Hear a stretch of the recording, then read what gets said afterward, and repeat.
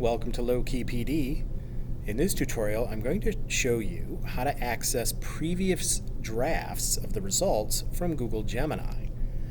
It isn't obvious unless you're paying attention, but before Google Gemini publishes these results on the page, it does actually run through a few different drafts. And if you like what you're reading, but you want to see what else Google Gemini came up with besides the one that it's presenting, you can scroll back up to your original prompt and click on Show Drafts. All right, so this is the first draft, draft 1. If I want to, I can switch to draft 2 and it will show me that. Or I can switch to draft 3 and it will show me that. Or I can regenerate all of the drafts if I don't like any of them.